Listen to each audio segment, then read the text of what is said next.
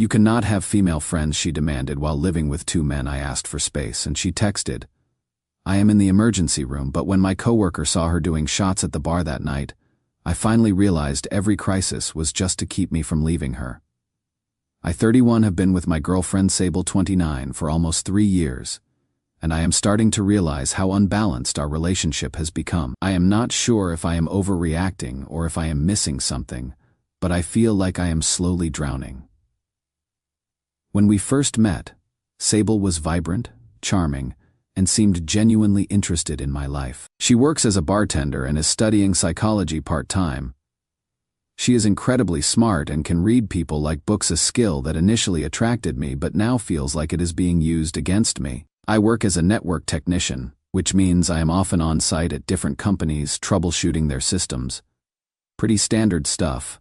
Things started small. About 6 months in, she mentioned feeling uncomfortable with how a female coworker texted me about non-work things.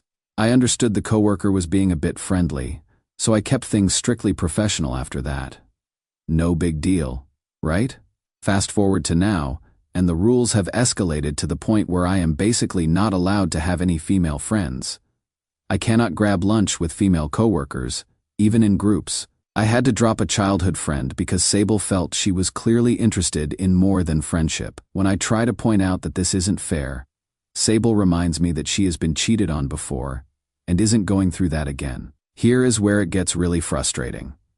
Sable lives with 2 male roommates. They are both single guys around our age. She hangs out with them all the time, watches movies with them, and even goes to bars with them when I am working late. When I pointed out this double standard, she said, "That is different. I am not attracted to them, and I need roommates to afford rent." I have suggested she move in with me. My place is small, but we could make it work. But she always has a reason why now isn't the right time. Yet she still expects me to basically be a monk around any woman who isn't her. Beyond the jealousy, there is something deeper that has been eating at me.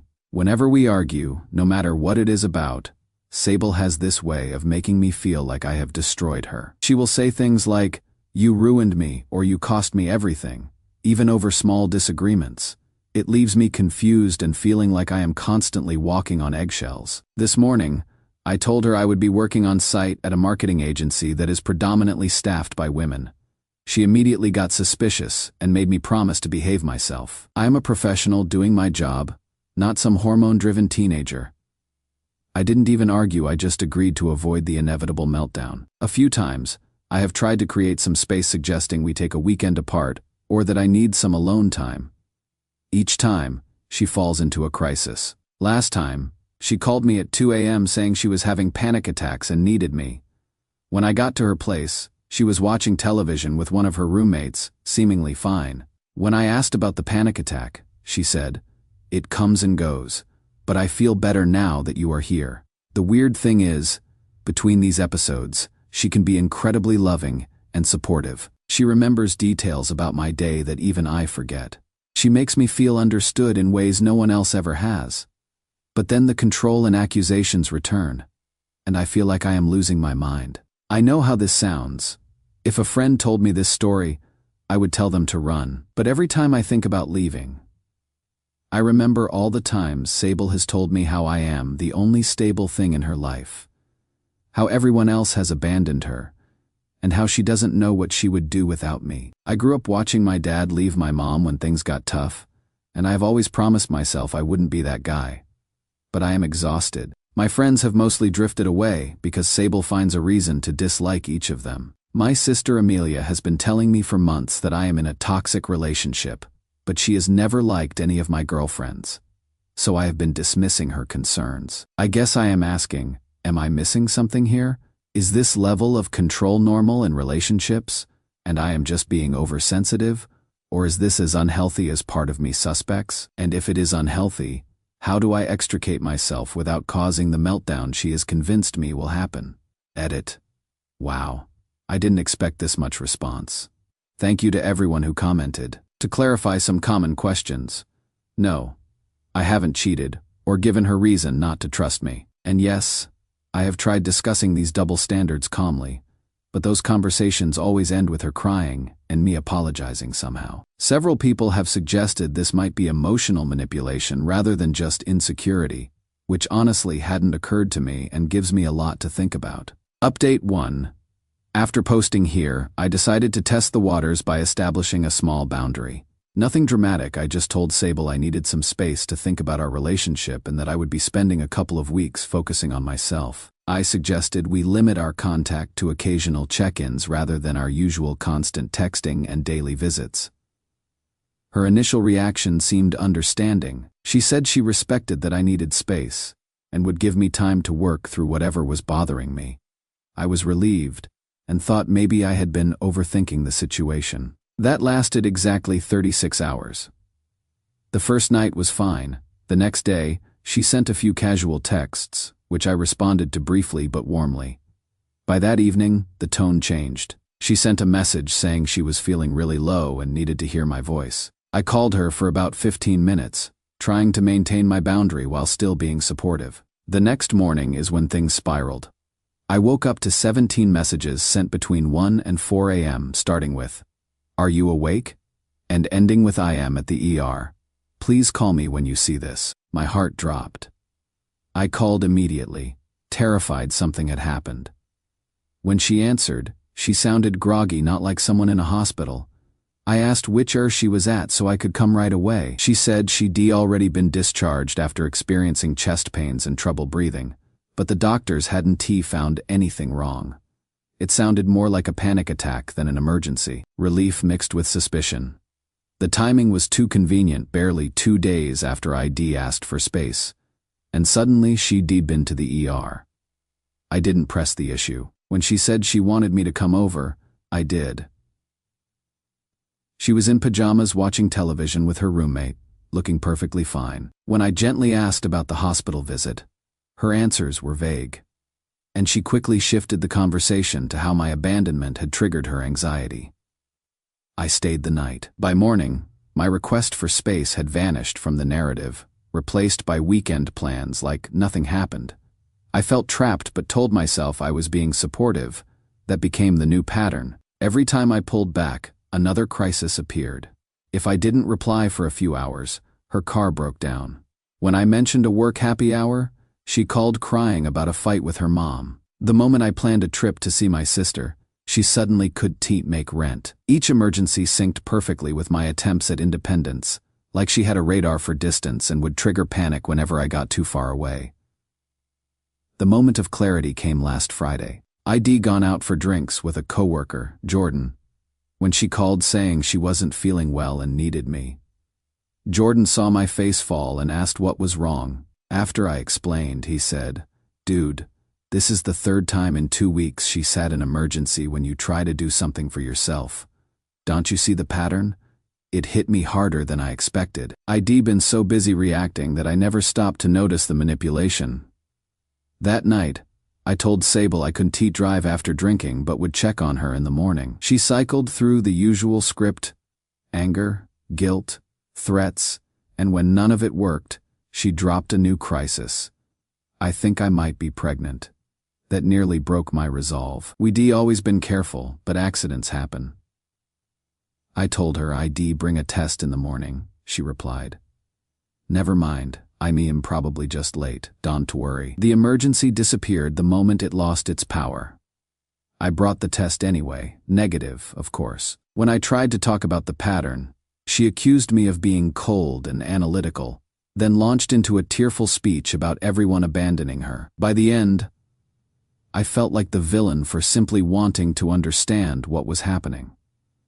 That evening, I had dinner with my sister, Amelia, who's been my anchor through all this. After hearing everything, she said, "You mistake chaos for passion, Eli.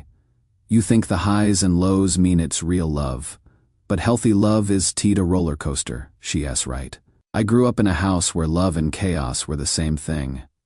My mother was like Sable, emotional, dramatic, always the victim.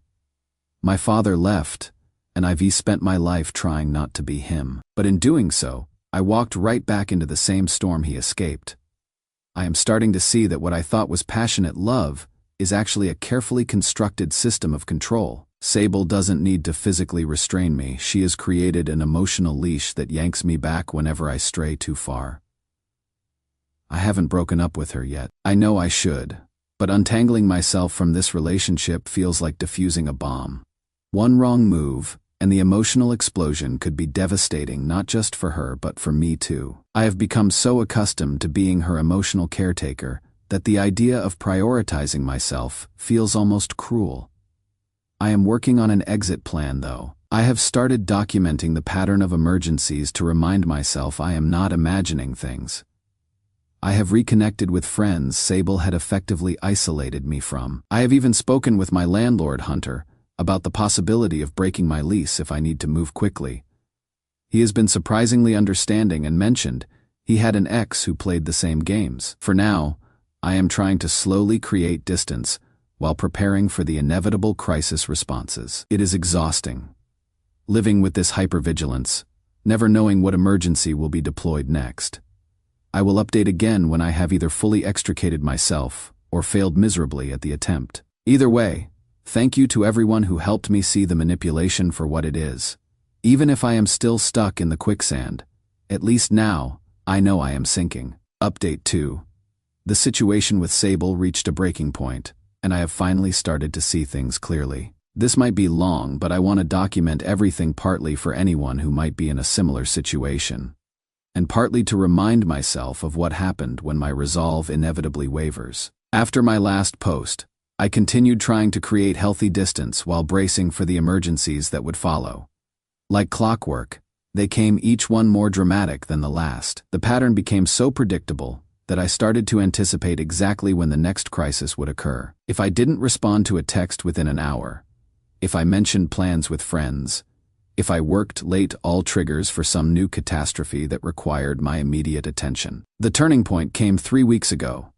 Sable called me at work, sobbing, saying she thought she was pregnant again. This was the 4th pregnancy scare in 2 months, always occurring when I was establishing boundaries. This time, though, I was prepared. I calmly told her I would come over after work with a pregnancy test. Just like before, she insisted it couldn't wait. She needed me now. I gently held my ground, saying I had an important meeting I couldn't miss.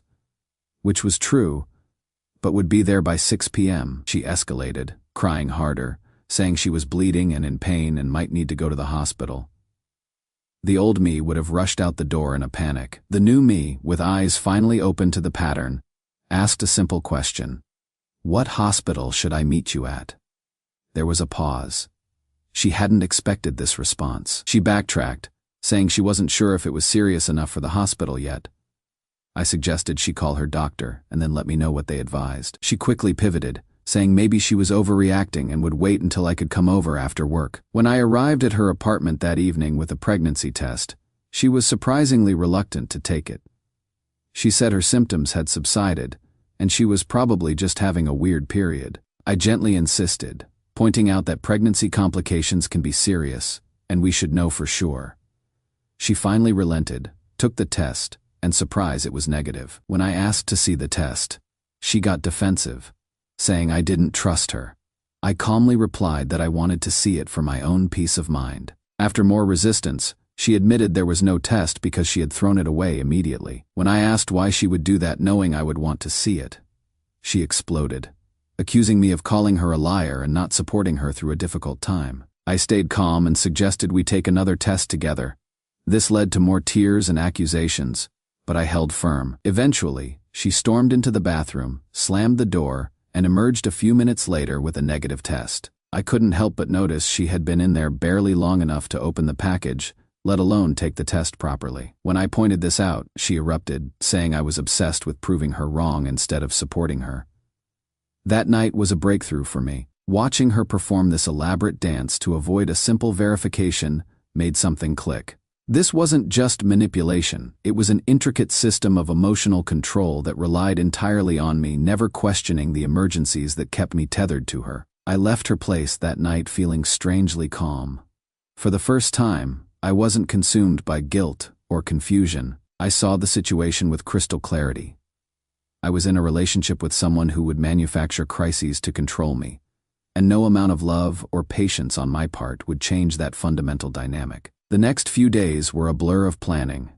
I talked with Jordan, who offered his spare room if I needed it. I spoke with my sister Amelia, who helped me think through the logistics of untangling our lives. I even consulted a therapist for strategies to exit the relationship as safely as possible for both of us. Then, something unexpected happened. 2 days after the pregnancy test incident, I ran into Jordan at a coffee shop near my apartment. He was with a woman I didn't recognize, who he introduced as a mutual friend of his and Sable's from the bar where she works. The three of us chatted briefly, and as Jordan and I were saying goodbye, the woman pulled me aside. "I don't know what Sable has told you," she said, "but I thought you should know she was at the bar last night, having a great time doing shots with some guys until closing. She didn't seem sick or upset at all." This was the same night Sable had texted me saying she was staying in because she was still feeling awful from whatever caused the bleeding and needed to rest. I thanked the woman for telling me, went home, and sat with this information for hours. The next day, I decided to confront Sable, not in an accusatory way, but simply to state what I knew and observe her response. I went to her apartment and calmly mentioned that I had heard she was at the bar the night before. The transformation was immediate. Her face hardened, then crumpled into tears. She accused me of having her followed and checking up on her. When I pointed out that I had simply run into someone who saw her, she switched tactics.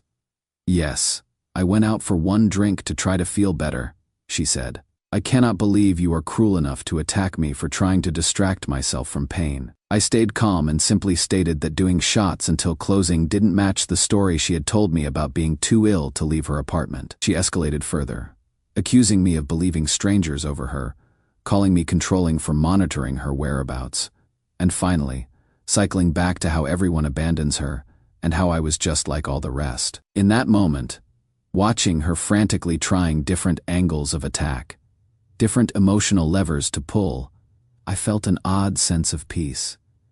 I wasn't angry. I wasn't even hurt anymore. I was just done. I told her as gently as possible that I thought we should end our relationship.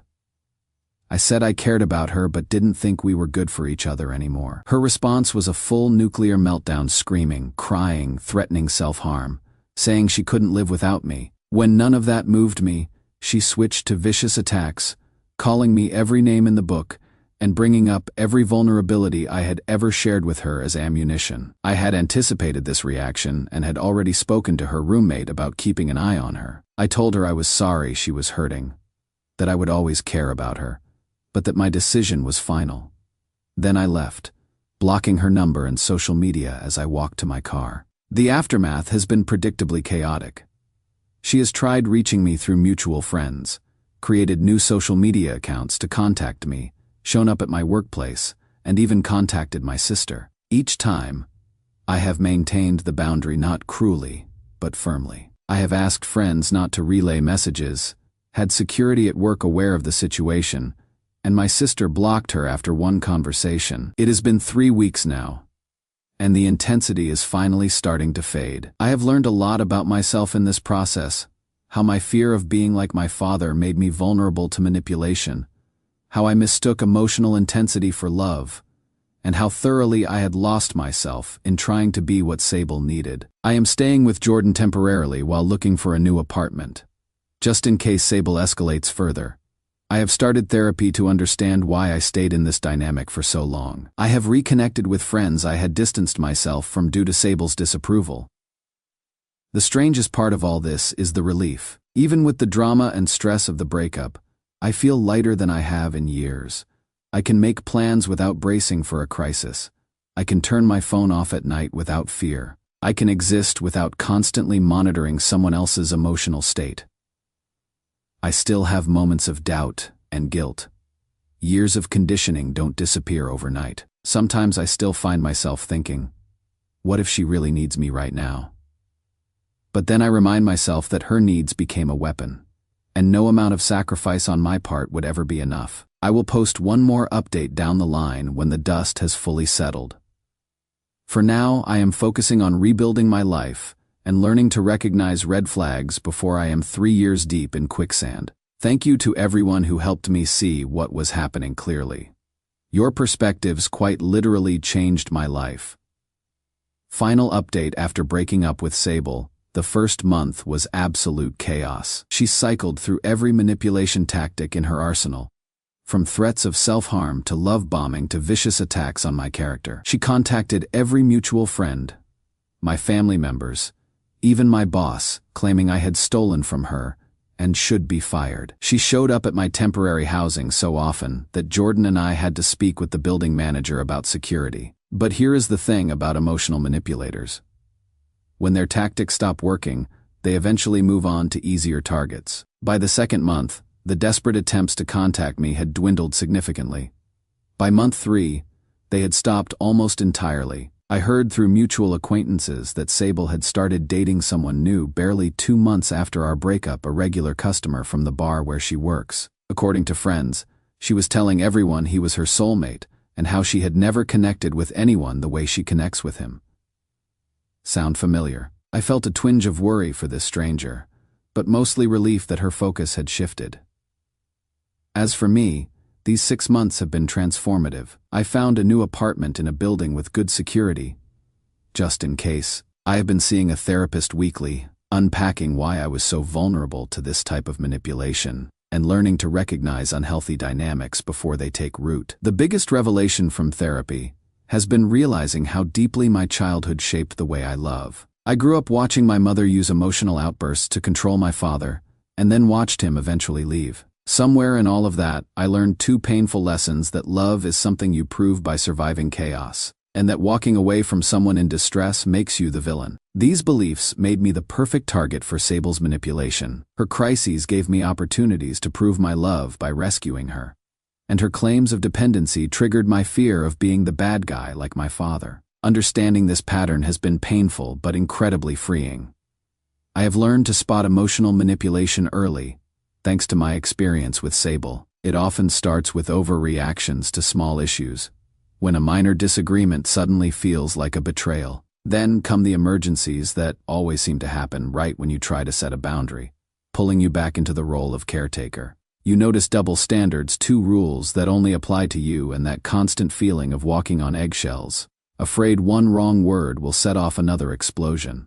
The worst part is when you start believing you're responsible for someone else's happiness or peace of mind. Recognizing these patterns has become my safeguard, my way of filtering who gets close to me. Since leaving Sable, every part of my life has gotten lighter. My sister Amelia and I talk almost daily now, and Jordan's become one of my closest friends. Ivy even reconnected with people I'd pushed away while constantly managing Sable's chaos. Work has improved too. I got promoted 3 months ago, something my boss admitted he'd been hesitant about before. Turns out, it's easier to succeed when you're not putting out emotional fires at home. Ivy started dating again, slowly and honestly. I tell people what I've been through and what I want. Something calm, mutual, and real. Some appreciate the honesty, others back off. Either way, I am fine. I'd rather be alone than lose myself again. But the biggest change is internal. I no longer carry other people's emotions like they were my responsibility. I can set boundaries without guilt.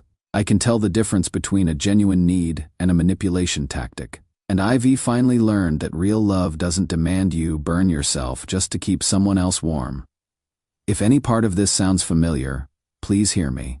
The fog will lift. The guilt will fade. Protecting yourself isn't selfish, it is survival.